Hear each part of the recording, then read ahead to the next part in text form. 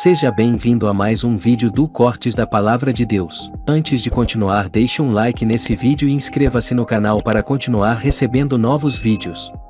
A pergunta a ser feita é: por que gente como Adão e Eva, com esse nível de descoberta do que tem do lado de cá, consegue abortar o que Deus está oferecendo?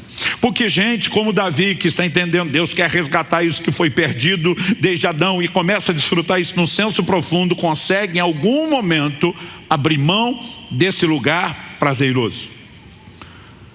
A pergunta a ser feita é: como ou o que, como o homem consegue, ou o que leva o ser humano a retroceder na comunhão com Deus?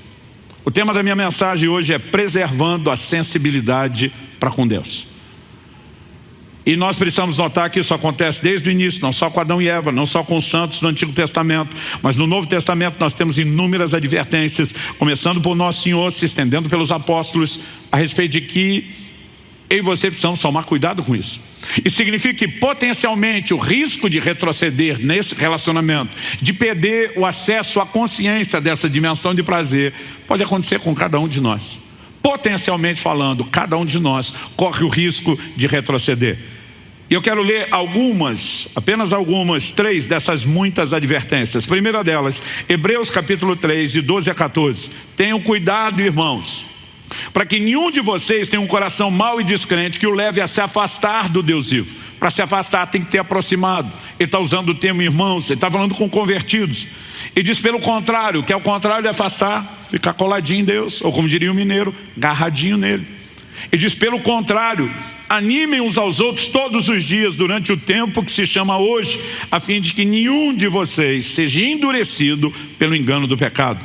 Porque temos nos tornado participantes de Cristo, se de fato guardarmos firme até o fim a confiança que desde o princípio tivemos. Que ninguém seja endurecido pelo engano do pecado. Em Hebreus, no capítulo 10, dos versículos 19 a 26, ele está trabalhando um paralelo do santuário de Moisés e estabelecendo, as alegorias proféticas de tudo aquilo que Cristo veio realizar. O escritor diz assim: portanto, meus irmãos, tenham ousadia para entrar no santuário, o que o sacerdote só fazia depois de oferecer o sacrifício, o sangue do sacrifício. Aqui ele não fala da simbologia do sacrifício, mas do seu cumprimento, pelo sangue de Jesus, pelo novo e vivo caminho que ele nos abriu por meio do véu, isso é, pela sua carne. E tendo um grande sacerdote sobre a casa de Deus, aproximemo-nos com um coração sincero, em plena certeza de fé, tendo o coração purificado de má consciência e o corpo lavado com água pura. Guardemos firme a confissão da esperança sem vacilar. Então primeiro ele fala de um coração sincero. A palavra que traduzir sincero é genuíno, íntegro. E depois ele fala sobre a necessidade de purificar a má consciência, o coração purificado da má consciência, o corpo lavado com água pura, santificação. Mas depois da santificação ele dá a ideia: guardemos firme a confissão da esperança, sem vacilar. Pois quem fez a promessa é fiel. Cuidemos também de nos animar uns aos outros no amor e na prática de boas obras. Não deixemos de nos congregar, como é costume de alguns. Alguns já estavam se afastando. E algo que eu lembro que minha mãe falava desde que eu era criança é que uma brasa fora do braseiro, ela esfria. Depois disso ele diz pelo contrário, que é o contrário de deixar de congregar. Vamos permanecer todo mundo junto, unidos, buscando a Deus. Pelo contrário, façamos admoestações, ainda mais agora que vocês veem que o dia se aproxima. Porque se continuarmos a pecar de propósito, outra tradução diz deliberadamente, depois de termos recebido o conhecimento da verdade, já não resta sacrifício pelos pecados. Pastor, depois de conhecer a verdade, alguém pode retroceder o tempo todo? A Bíblia nos adverte disso.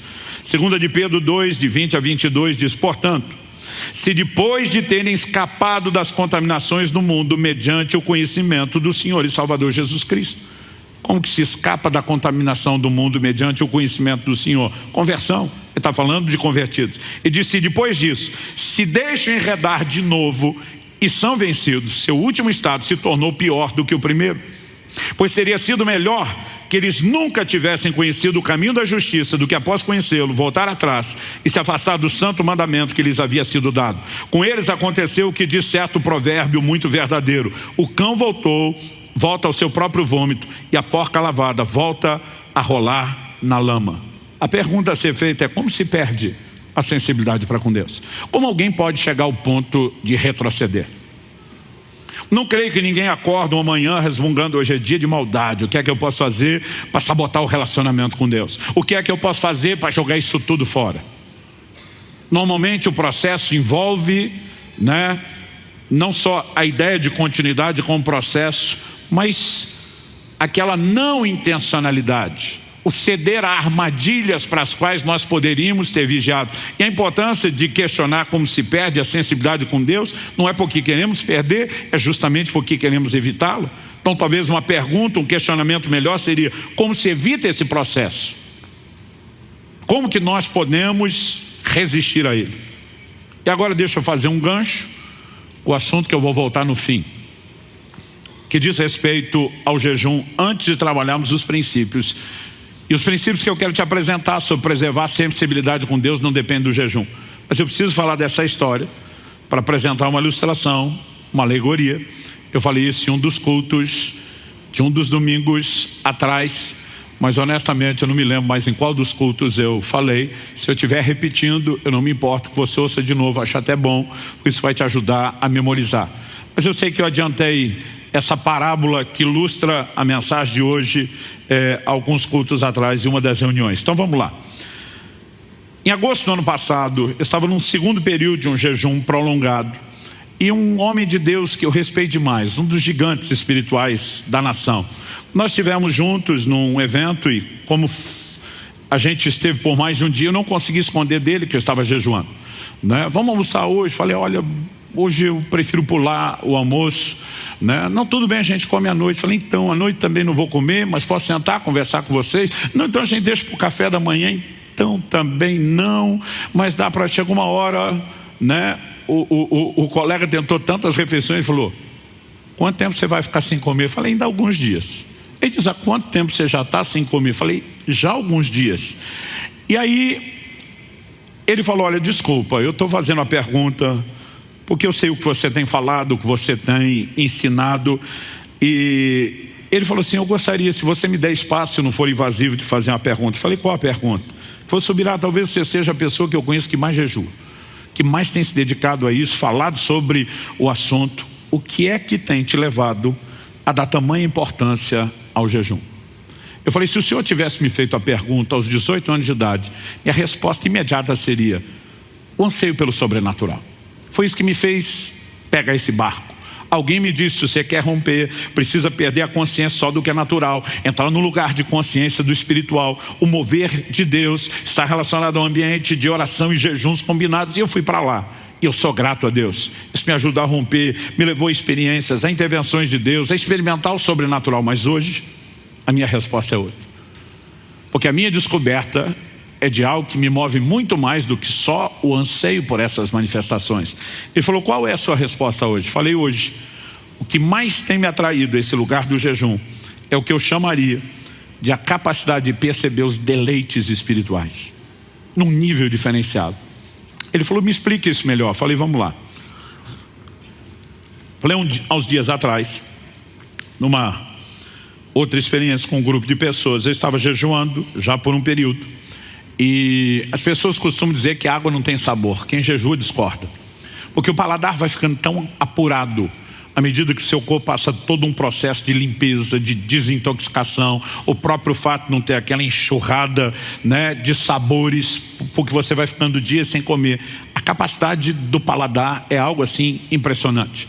Então de repente você prova, e eu que às vezes numa semana estou em vários estados diferentes, você percebe até quando se trata de uma água mineral envasada num estado ou em outro, o gosto é diferente, de acordo com a fonte muda. Quando você pega uma água com um pH bem mais alto, às vezes você tem a percepção daquela sensação, ela é mais salobra, outras têm gosto metálico.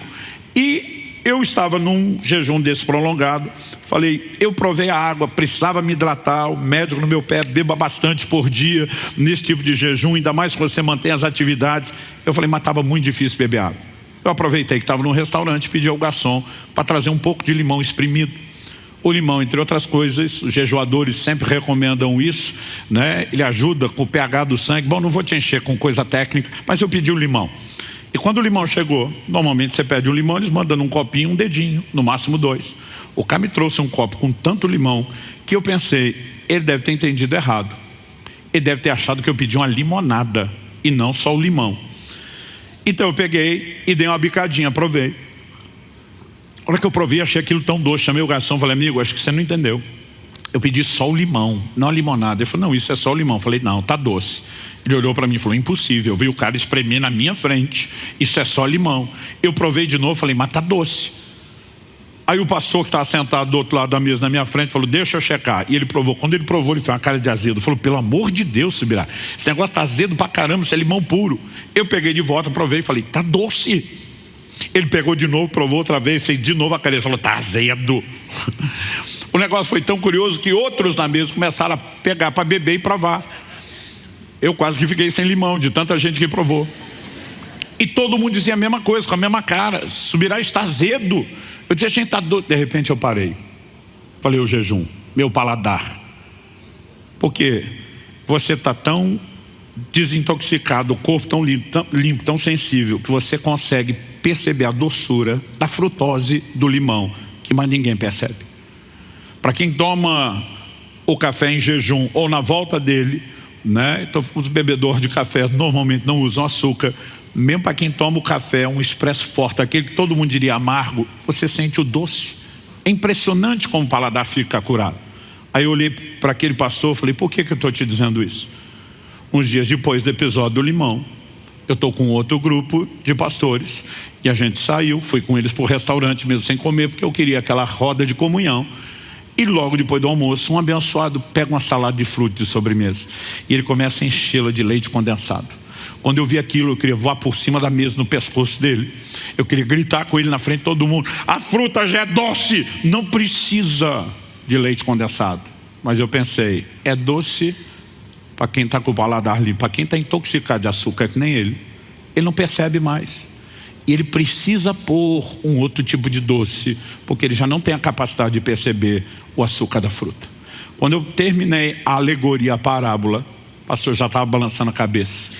Eu falei, o jejum tem me levado a um lugar de, espiritualmente falando, me permitir perceber um nível de doçura na presença de Deus e no relacionamento com Deus, que normalmente eu não tinha acesso.